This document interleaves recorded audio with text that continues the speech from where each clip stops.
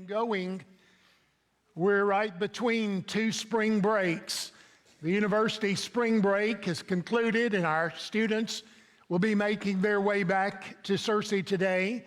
At the same time, public schools began their spring break this weekend, and so a lot of our families are utilizing that opportunity to be gone on trips and vacations, and we certainly wish them Godspeed in their travels.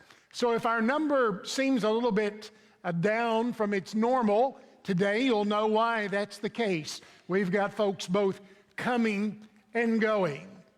And by the way, if you notice that my wife is not here, she is being grandma this week to grandchild number 11, who was born this past Thursday. I just had to mention that. But Tammy flew to North Carolina yesterday and will be there throughout the coming week. She'll be back, Lord willing, next Saturday. So in the meantime, it's me and Chef Boy RD. We really are glad that you're here today. Do you remember Saddam Hussein, the president of Iraq? Saddam Hussein was a picture of lavish living, opulence, prestige. He was a man of incredible power and wealth. He ruled Iraq with a tight fist and amassed a tremendous fortune through the sale of Iraqi oil. And yet at the end of his life, Saddam Hussein reversed roles. When he was caught by U.S. troops during the Iraq War, rather than living in one of the lavish palaces he had built and filled with rare treasures, he was actually found hiding in a hole in the ground.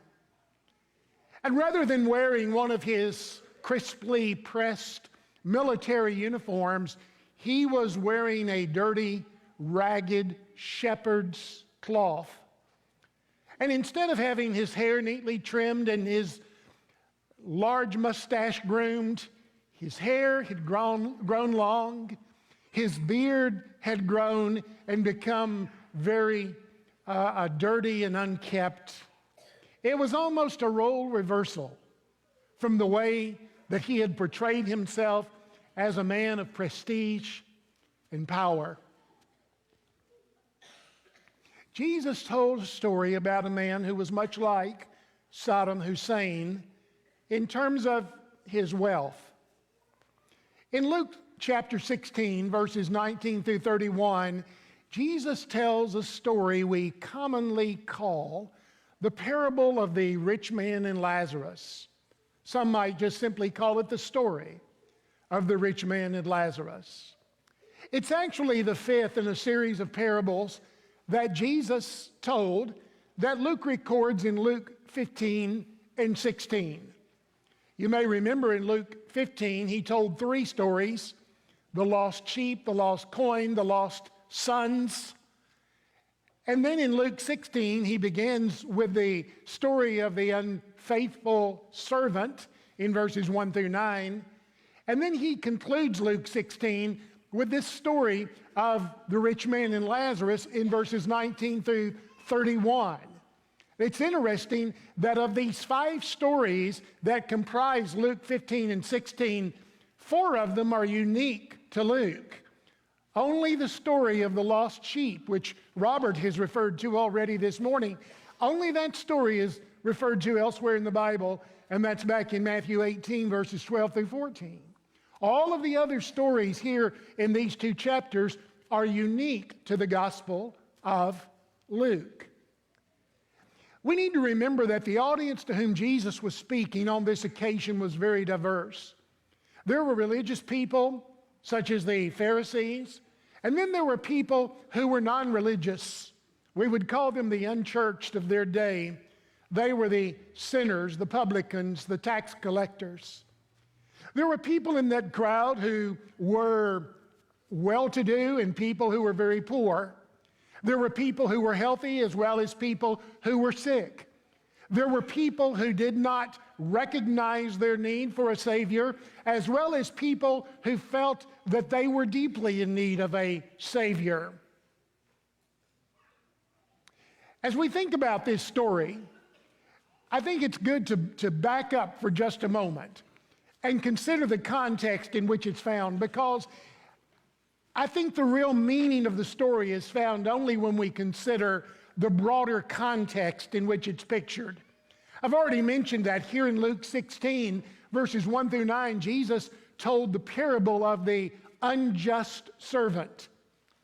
But I want you to notice in Luke 16, verse 13, what Jesus says, which I believe is really the hinge upon which these two parables come together in this chapter.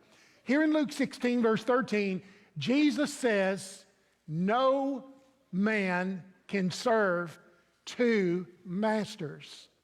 For either he will hate one and love the other, or he'll be devoted to one and despise the other.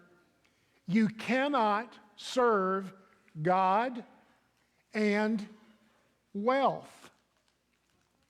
Now, as you look at this story of the rich man and Lazarus, you find that it contains so many contrasts. Consider these 4 or 5 contrasts. You've got a poor man who became rich, and on the other hand, you've got a rich man who became poor. You've got a poor man who was on the outside looking in, while you have a rich man who is on the inside. But then, as the story concludes, the poor man is on the inside and the rich man is on the outside looking in.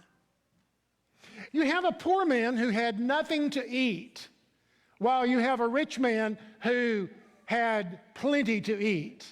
And then you have a poor man who sits in the bosom of Abraham at God's banquet, while you have a rich man who cannot find a drink of water, a drop of water to drink. You have a poor man who is in immense need, while you have a rich man who had no need. But then in eternity, you have a poor man who has no need and a rich man who has immense need. And finally, you've got a poor man who is surrounded by dogs and a rich man who is surrounded by dignitaries. But in eternity, you've got a poor man surrounded by spiritual dignitaries and a rich man who can find no one whatsoever to come to his aid. You see the contrast that I'm talking about? Now, as you look at this story, I really think it's divided into 3 scenes. At least that's the way I want to present it this morning. I want you to imagine yourself watching a play, and I want you to imagine 3 scenes to this play. The first and third scenes are going to be contrasting one another, and they're going to be connected by the second scene, which presents the reality of death. So scene 1 is what we're going to call riches and rags. We're presented with the 2 main characters in this parable, in this scene. Verse 19 of Luke 16, Jesus says, "Now there was a rich man who habitually was clothed in purple and fine linen, joyously faring joyously every day, joyously feasting each day." Now think about the rich man for just a moment. First of all, Jesus does not give this rich man a name. It's interesting that theologians throughout the years have really given this man a name. They call him Diodes, because the Latin word for wealth is diodos. So Diodes, that's from the Latin word for wealth. But we're not going to fool with that. Jesus didn't give the man a name, neither are we. But notice how he's described. He habitually was clothed in purple. What's so significant about that?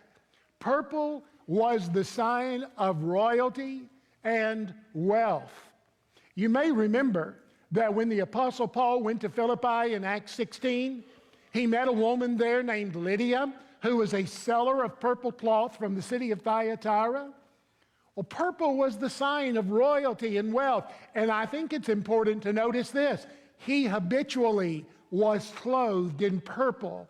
This was not a special occasion thing for him. This was his habit.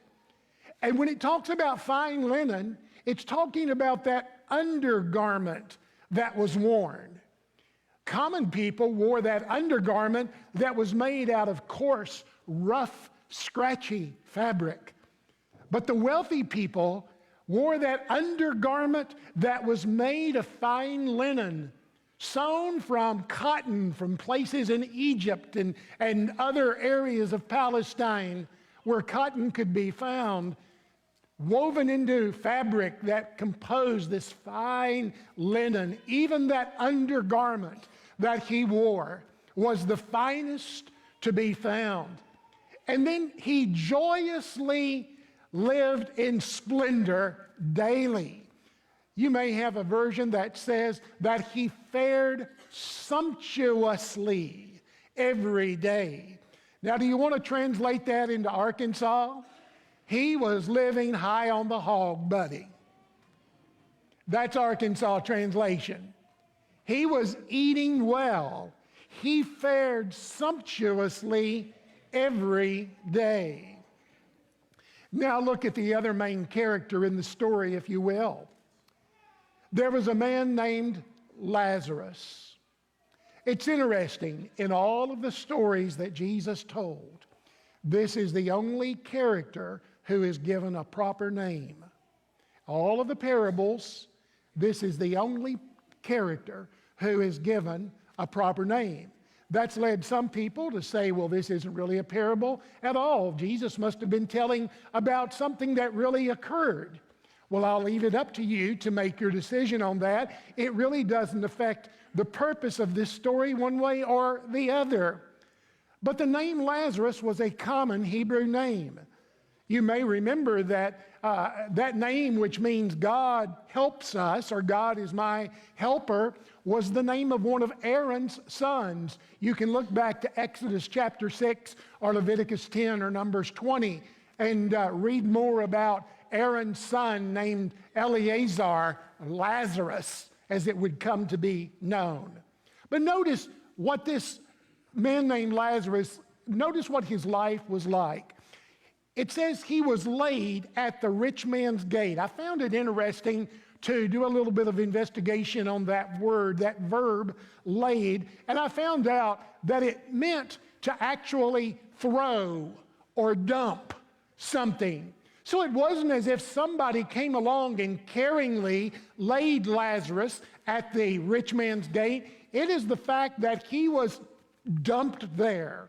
He was thrown there by people who just wanted to get him out of the way and tried to put him somewhere where maybe he might receive some type of sustenance. He was laid at the gate of the rich man, and notice this, he longed to eat the crumbs that fell from the rich man's gate. You're not going to understand that unless you know something about the way they dined. In the first century, they didn't have knives and forks and spoons like you're going to have when you go out to lunch today or when you go home for lunch. They ate with their hands. And bread was used not only to eat, but bread was actually used to scoop up food and to dip in food, and then it would be eaten.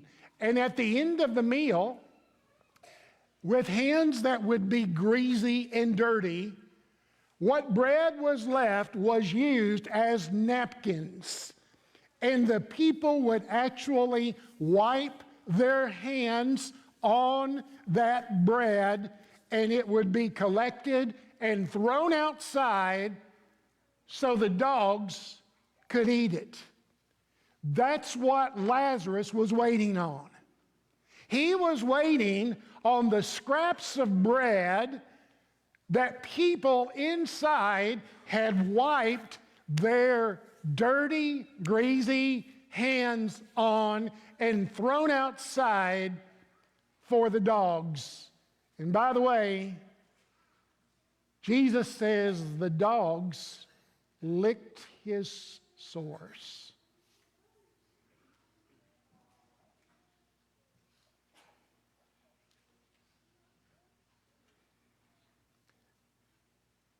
I don't know if the rich man ever saw Lazarus or not as he came and went through those gates, lavish gates.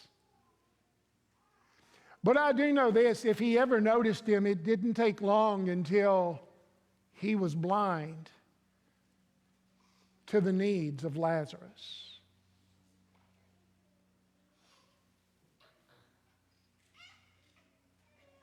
Sometimes people ask me, does it bother you? Does it bother you to have lost a substantial part of your vision and be blind?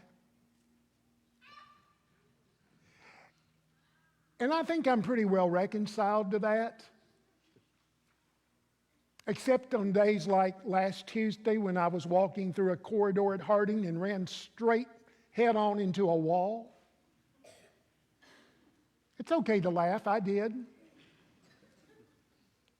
Doesn't do any good to cry. But I don't ever want to become blind to people's needs.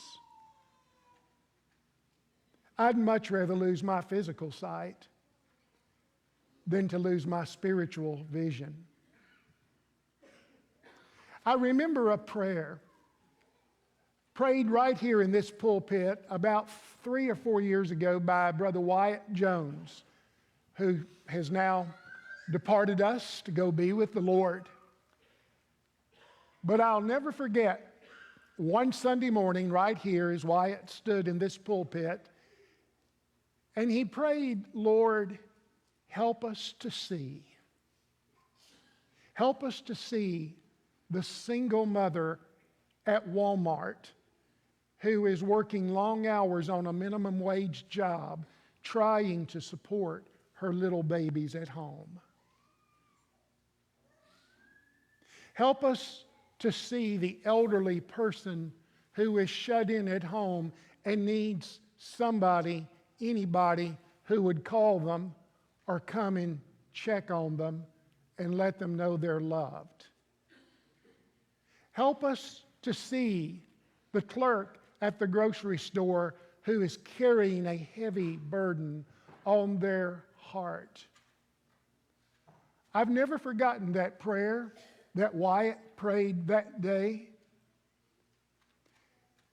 When I think about meeting people's needs, I'm reminded of a church that I knew of many years ago in Nashville, Tennessee. Many of you know that my family heritage is sort of from Nashville. My grandmother lived there. My dad was raised there. But in downtown Nashville, there is a congregation called the Central Church of Christ. Downtown Nashville, Tennessee. If you've ever been to the Bridgestone Arena, some of you may have been there this week for the SEC tournament. I'm sorry you had to come home so quickly. It's right down there across from the convention center in the arena, the Central Church of Christ.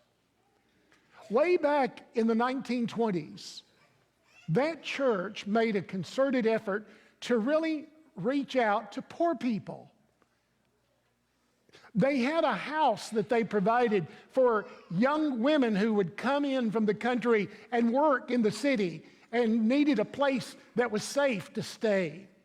They had a dormitory they built for young men who had come in to the city and needed a place to stay that would be safe. They served meals to people who were hungry. They even had a dental clinic and a medical clinic to help with people who were sick. They did so many things. They became known for their benevolence effort and their good works there in the downtown Nashville area. That was 70 years or more ago. But I think about where we are, West Side, and the fact that this building is located in one of the poorer sections of Searcy, Arkansas. There are people right here at our back door who are in need. Are we like the rich man coming in and out of the gates to this building while there are people waiting for crumbs to fall from our table? You see, the rich man did not end up in torment because of what he did. It was because of what he didn't do. There is no indication that he got his money illegally, that his wealth was ill-gotten gain. It's what he didn't do.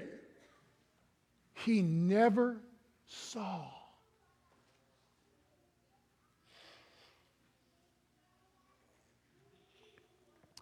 Scene 2,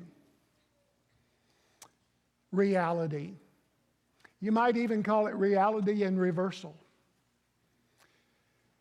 Both the rich man and Lazarus died. Lazarus died, and there's no mention of a burial. It says that the angels carried him away to the bosom of Abraham. The rich man died and was buried. Now, in the first century, the way in which you were buried said something about your status in life. Poor people often were not buried. If they were, it was in a pauper's grave or maybe a common grave. But just as often as not, beggars who died out on the street, their bodies were just taken to the city dump and left there to decompose and decay and maybe be burned by the fires that were kept burning there in the city garbage pit. But now the rich man was buried. I'm sure he was given a very lavish and formal burial by his friends. But it's important to notice that whether it was the rich man or Lazarus, both of them died. Death is the great equalizer. It comes to every single person. Hebrews 9:27 reminds us, it's appointed unto man once to die, and after this, the judgment. You may remember Job mentioned back in Job 14, verses 1 and 2. Man who is born of woman is a few days and full of trouble. He comes forth like a flower and withers. He is like a shadow that appears and then vanishes away. Death is the great equalizer that comes to poor and rich alike. It comes to those who are old, and sometimes it comes to those who are young. It comes to those who live in the city. It comes to those who live in the country. It comes to those who live in America and those who live in Africa. Death comes to all, and we shall all appear before the judgment seat of Christ. 2 Corinthians chapter 5, verse 10. So both the rich man and Lazarus died. Now let's move quickly to scene 3. And we call that simply reward and regret. Reward and regret. Notice first of all what happens here with the rich man. The rich man lifted up his eyes in torment. Well, let's back up for a moment. Look at Lazarus. From the moment Lazarus died, there was comfort. Notice this. The Bible says that the angels came and carried him into the bosom of Abraham. Now, the bosom of Abraham, to a Jew, that signified something extremely important. That was a place of belonging. That was a place of acceptance. Here was a man who during his life knew no belonging, knew no acceptance, and now in death, he knows both of those things. He has been carried by the angels into the very presence of God, the bosom of Abraham. Oh, how wonderful that would be. But now notice the rich man. Notice what Jesus says about him. The rich man lifted up his eyes in torment. Oh, my. I don't know that the purpose of this story is necessarily to give us a definitive picture of every aspect of what happens after we die. But I think it is significant that this depiction of the rich man in torment is as vivid as it is. Because there are some folks today who would say there really isn't such a place as hell. There's really no such thing as eternal punishment. It's just when you die, if you're not a Christian, you're just in oblivion somewhere. You're just done away with. Well, I want you to notice three things about this man in eternity or after death. Notice there were three things. First of all, he was conscious. He was conscious of what was going on. He could see Lazarus in Abraham's bosom. He could feel the torment that surrounded him. He was conscious.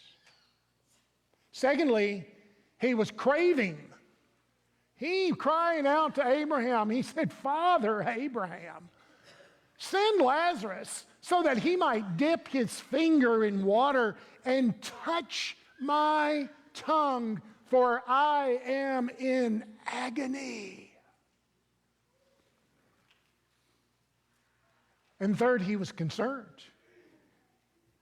When Abraham explained, he said, "Lazarus can't come to you, and you can't come from there to here, for there's a great chasm fixed between us. One cannot cross over to the other." Then the man said, "Well, please send Lazarus to my brothers and tell them so the same fate won't occur to them." And Abraham said, "Well, they have Moses and the prophets." And the rich man said, "Yes, but if one goes from the dead, somebody is raised from the dead and goes back, surely that will get their attention." And Abraham says, No, if Moses and the prophets do not get their attention, neither will they be satisfied if one were raised from the dead. Do you get a little bit of what Jesus is saying in that? You see, there was a complete role reversal. This rich man who had enjoyed so much in his life, in death, lived in need. And this poor man who throughout his life had lived as a beggar, in eternity lived in glory. Now let me ask you this morning, where are you in your life? Are you living a life of ease and comfort, self-satisfied with your possessions and your privilege and your power, and thinking that you have no need of God and that you have no concern for other people? If so, my friend, I hope you will look at the lesson of this rich man. And this morning, if you're here and you have felt outcast and ostracized in your life because maybe you don't have the power or the privilege of another person, I want you to remember Lazarus and the care and the concern that this humble man was shown by a God who loves and cares for us. What is your need today? We're going to sing an invitation song. If you are here and you're not a Christian, we invite you to come and put your trust, your faith in Jesus Christ as the Son of God. Confess that you believe that He is God's Son. Turn away from sin and be baptized into Christ. And if as a Christian today you need to make some changes in your heart and your life, we'll be glad to pray with you and for you while we stand and while we sing.